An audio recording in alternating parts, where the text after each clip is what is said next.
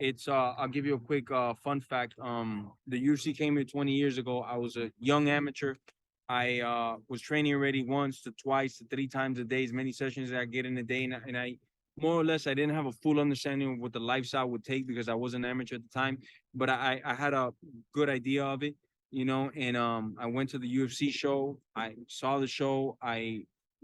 First it was getting all the jitters and nostalgia out. All these guys that I've been watching since I'm 11 and 12 are just walking around, and it's like crazy. And once I left, I looked over to my friend that I was with, and I told him one day I'll bring this show over here to Miami. It took 20 years, but we're in this bitch. And another fun fact, uh, 20 years ago, the UFC came here and did the whole thing. 1 month after the UFC came, I made my professional debut, and 20 years later, I'm still here grinding away. So it's just crazy that I get to bring it back to my city.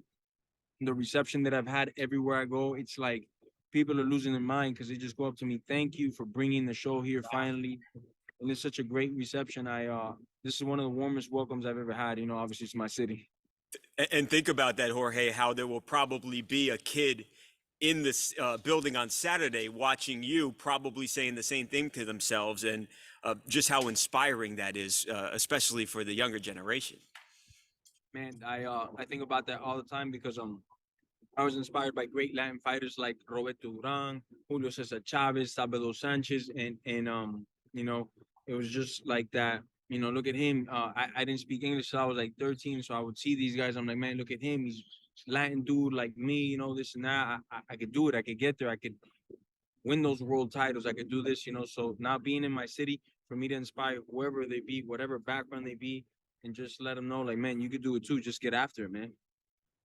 Right. And then you have turned into one of the most famous fighters ever, one of the most impactful fighters ever. That's an incredible story, man. How about this fight, Jorge? I'm looking. I see a lot of people are picking Gilbert to win this thing. I see the odds. They got him as a heavy favorite. Why do you think they see the fight like that? And do you feel disrespected by that as a guy who is one of the most dangerous people in the world, period? I never feel disrespected because I'm telling you, nobody's took in Vegas to the cleaners more than me because they've had the same odds before, and I've cleaned house on them. And I don't mind doing it again, brother. I really don't mind taking them to cleaners again. But I also do get where, I fought for 2 championships recently, one to Usman on 6 day notice where it didn't go my way. And then the rematch didn't go my way as well either. I thought he was going for a takedown. Long behold, it was a straight right. Clean my clock. Never in my life had been knocked out. Yeah. Then I come back and it wasn't my best performance against the cop calling charlatan bitch ass Cupcake Covington. So fucking I get it why a lot of people, might have forgot, and like Roy Jones has that song, y'all must have forgot. But also those guys had a common denominator. They're just wrestlers. And yeah, my style, I haven't figured out quite that puzzle yet with the wrestling guys. Guys that just want to sniff a crotch and just squeeze as hard as they can another man and literally do everything in their power to neutralize both of us. Because if you're just squeezing me, you're not punching, and neither am I. But it's not necessarily a fight. In the Gilbert fight, I don't have a standout wrestler conditioning freak like that where he could just continue to go for takedown after takedown. He doesn't have that. He's never shown that. And on the stand-up, yeah, he throws hard, but he doesn't understand the sweet science. He doesn't understand setups. He doesn't understand distance, timing, fakes, things like that. So from a technical standpoint, I think this is a great match for me. I just got to show up, put my hard head on, put my mouthpiece on, get to work, and just put the holes in this guy's face. So, and I was going to ask you that, Jorge, if you expected him to try and stand with you. You listen to people talk about your stand-up, and they'll say you're the best boxer in the entire sport. Obviously, he's not a wrestler, but he's got the jiu-jitsu. You do think he will try and stand and exchange punches with you, though? Oh, definitely. I think he'll come in throwing hard for a minute, 2 minutes, or as soon as I clip him, really. And then after that, it'll just be crotch sniffing Bill. I've seen him say numerous times that he's gonna stand up with so and so and so and so. But point in case, like Wonder Boy, all he did was run. He didn't want no part of that stand up, and then he would just clinch him up and literally not do anything when he did get to like positions that are advantage. That's when I call these guys like crotch sniffers. Like you're at a position to either make damage or go for a submission, and you're just holding on for dear life. I can't really respect that because fans don't want to see that. They don't want to see two men hugging. Fans want to see utter dispatching of one another, whether it be strikes or submissions or complete dominance, you know. So a lot of these guys, that's why you have to call it what it is. They're crotch sniffers, you know. There's a lot of guys that grapple and make their money like that I actually have a lot of respect for because, you know, like a Matt Hughes guy that would take you down and just beat the piss out of you and just pound you.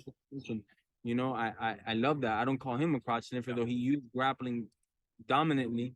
You know, it's just there's a lot of these guys that are not trying to fight, man, and you know, that ain't me.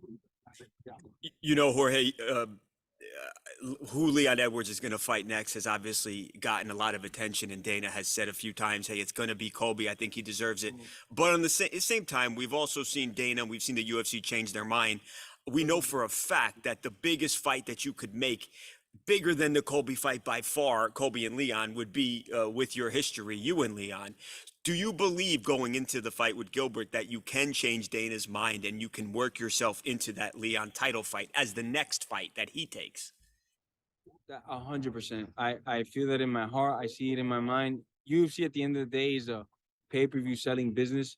Kobe's bitch ass has never sold over 300,000 pay-per-views except when it was against me. You know, what is him and Leon gonna do? What did Usman and Leon just do right now? The numbers weren't great. They haven't even come out yet, you know. So neither of them are ticket sellers, and it's for a reason. They don't really bring that action, you know. I bring that action, you know. People ain't following me because I'm so good looking, or I have so many posts on Instagram and stuff. People are following me because they know one thing: I'm fighting. I'm gonna get after. I'm gonna come take your head off or die trying, you know. So it's laid out for me to just go out there and do my work, perform, and everything else will fall into place. Jorge, do you ever think of you in a Conor fight? I was thinking about this before I hopped on here to talk to you, and I think that would be the biggest fight that you could make in the entire sport. Is that anything that you've thought about now that the guy's a little bit bigger? Doesn't seem like he's going back to 155 ever. Any interest in that?